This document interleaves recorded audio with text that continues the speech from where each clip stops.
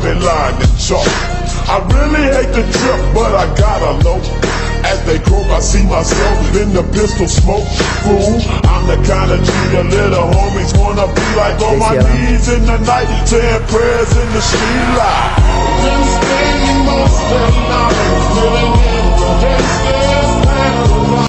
Abu Dhabi के अंदर अब तक का दुनिया का सबसे बड़ा मंदिर बना, जिसकी ओपनिंग के लिए इंडिया के प्राइम मिनिस्टर नरेंद्र मोदी को वहां पर बुलाया गया है। वर्ल्ड आज उनको लीडर मानता है, वर्ल्ड आज उनको अपना रोल मॉडल मानता है। इस वक्त इंडिया और हिंदू बहुत पावरफुल हो गए हैं। नहीं, इंडिया पावरफुल है, इसमें कोई शक नहीं है। इस टाइम जो इंडिया के हालात हैं, जो मतलब जो गवर्नमेंट है वो इस टाइम बहुत तरक्की कर रही है। इस चीज में मैं भी बहुत प्राउड फील होता है और मैं हमेशा अपने माँ बाप की शुक्रगुजार हूँ और शुक्रिया अदा भी करती हूँ कि उन्होंने मुझे भारत में जन्म दिया, क्योंकि भारत हमेशा से बहुत खूबसूरत रहा है। लेकिन मतलब यूएई ने बहुत अच्छा स्टेप लिया, क्योंकि वहाँ पर बहुत ज्यादा इंडियंस अब मौजूद है, काम करते हैं, जॉब्स करते हैं, बिजनेस करते हैं। बिल्कुल, हर रिलीजन को अपनी एक्टिविटीज परफॉर्म करने के लिए, अपना रिलीजन परफॉर्म करने के लिए इजाजत देनी चाहिए। कहते हैं कि मुल्क जो है इस टाइम पांचवी बड़ी मईशत के साथ ताल्लुक कायम करना चाहते हैं, जो कि इंडिया है।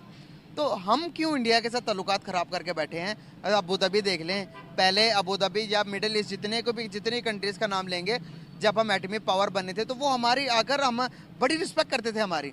आज हमने क्या किया? हम उनसे जाकर मांग रहे हैं, हम मांगने जाते हैं, लेकिन इंडिया वहाँ पर देखें अपनी नई फैक्ट्रीज खोलने जाता, अपने बिजनेस को शुरू करने जाता। क्या डिफरेंसेस देखते हैं? सर, डिफरेंसेस बहुत ज़्यादा हैं। और राम मंदिर भले ही सिर्फ दुबई में ही नहीं होने वाला इनॉग्रेट, आइंदा इंशाल्लाह आप देखेंगे कि पूरे वर्ल्ड में इसकी संतानें निकलेंगी, इसके वर्ल्ड में पूरे दुनिया में इसकी शाखें। जय हिंद दोस्तों। तो दोस्तों, आज के समय में पूरे हिंदू धर्म का नाम हो रहा है। अब दुबई के बाद अबू धाबी में भी हिंदू मंदिर बनाया जा रहा है। अबू धाबी में बने इस मंदिर को करीब 700 करोड़ रुपए की लागत से तैयार किया गया है। इस मंदिर को BAPS संस्थान के नेतृत्व में बनाया गया है। BAPS एक ऐसी संस्थान है जिसने दुनिया भर में 1100 से ज्यादा हिंदू मंदिरों का निर्माण किया है। ये मंदिर काशी विश्वनाथ कॉरिडोर से भी काफी बड़ा है।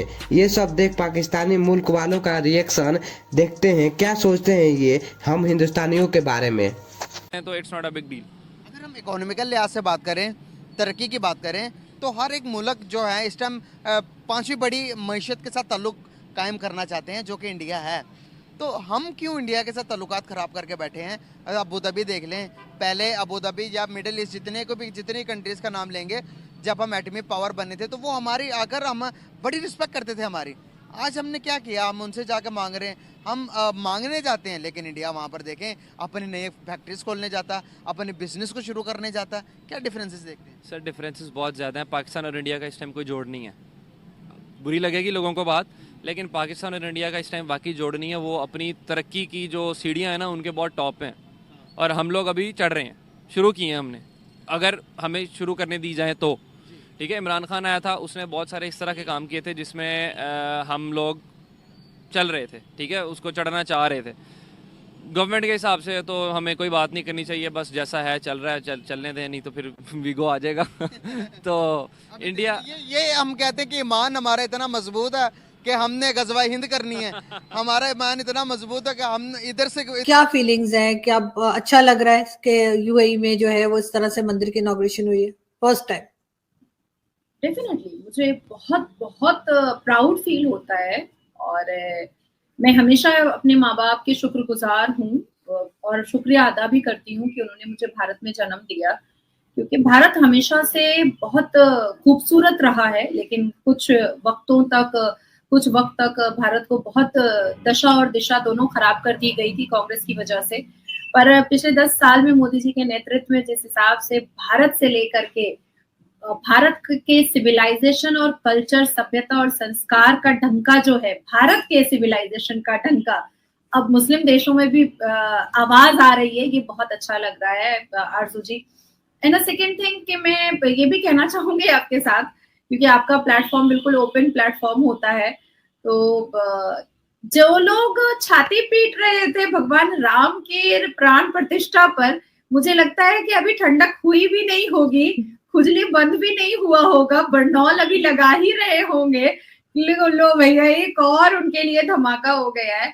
पर बहुत खूबसूरत मंदिर बनी है, बहुत खूबसूरत। इवन मेरे जाने की बात थी, पर क्योंकि हल्द्वानी में इतना बड़ा मैटर हुआ है और कल सरस्वती पूजा है, तो बहुत सारे प्रोग्राम्स है मेरे, और फिर मुझे हल्द्वानी विजिट करना है, तो इसकी वजह से मैं रुक गई हूँ। लेकिन मुझे लग रहा है कि मैंने बहुत बड़ी चीज मिस कर दी है, बहुत बड़ी चीज। साथ ही साथ मैं भारत के मुसलमानों के लिए भी ये बात कहना चाहूंगी कि हमारे रामलला के प्राण प्रतिष्ठा के दिन उन्होंने बहुत अभद्र बातों का, बहुत डेफेमेटरी लैंग्वेज का इस्तेमाल किया था। जोड़ा अवेसी में से जो शिरवानी अवेसी हैं और कुछ शिरवानी साहिबा हैं, उन्होंने लंबी लंबी बातें की थी। तो मुझे लगता है कि उन लोगों को यूएई में मक्का मदीना भी बॉयकॉट कर देना चाहिए, क्योंकि वहां भी तो भाई 72 एकड़ की जमीन पर जो है, और वो इतनी खूबसूरत नक्काशी की हुई मंदिर बनी है। और मैं देख रही थी सुबह में, और जितने भी रिपोर्टर्स जो मेरे बहुत अच्छे कॉलीग हैं, जो मेरे फ्रेंड जैसे हैं, जो मेरे भाई बहन जैसे हैं, वो लोग मुझे वीडियो कॉल पे दिखा रहे थे कि नाज़िया ये जितनी पिलर ऑफ द पिलर जो बना है, वो एक एक पत्थर की नक्काशी जो है वो 1.5 साल में हाथ से की गई है। तो ये मुझे देख करके आंखें लग रही थी ना कि यार मैं यहाँ क्यों अटक गई, मुझे तो वहां जाना चाहिए था। और मतलब भगवान राम की जो मूर्ति बिठाई गई है, राधा कृष्ण की जो मूर्ति बिठाई गई है, मतलब इतना खूबसूरत मंजर हो रहा है। मुझे तो ऐसा लग रहा है कि सेकंड अयोध्या हो गया है, वो सेकंड अयोध्या पार्ट 2 वहां नजर आ रहा है। तो बहुत अच्छा लग रहा है। और अच्छी चीज ये है कि आज मोदी जी जब पहुंचे तो प्रेसिडेंट एच मोहम्मद बिन जैद अल नहयान ने उनको रिसीव किया, और उसके बाद फिर मीटिंग स्टार्ट होते ही भारत का बना हुआ यूपीआई जो है वो बायलैटरल रिलेशनशिप में आया। उसके बाद फिर मोदी जी ने जब बैठ करके बातचीत किया तो आईमैक कॉरिडोर के बारे में उन्होंने जैद जी से बात किया, और उन्होंने कहा कि बिल्कुल यूएई से लेकर के, भारत से लेकर के जो भी आईमैक कॉरिडोर में आते हैं, इकोनॉमी तो बूस्ट करेगी ही करेगी, पर हर वो देश जो आईमैक कॉरिडोर में आ रहा है, उनके लिए, उनके आने वाले उस देश के सिटीजन के लिए एक बहुत ब्राइट फ्यूचर भी नजर आ रहा है, बहुत ब्राइट फ्यूचर। और मुझे लग रहा है कि जिस तरह से अक्टूबर में मोदी जी ने एक बहुत बड़े मीटिंग में कहा था ऐसे करके कि भाई थर्ड टर्म था और थर्ड पोजीशन पर हम जाएंगे इकोनॉमी में, पर जितने प्रोजेक्ट्स और जितने बायलैटरल रिलेशनशिप्स और जितने मतलब इनहैंस करता हुआ भारत को मैं देख रही हूँ, उसमें मुझे ऐसा लगता है कि नंबर 2 पे हम विद इन 6 to 7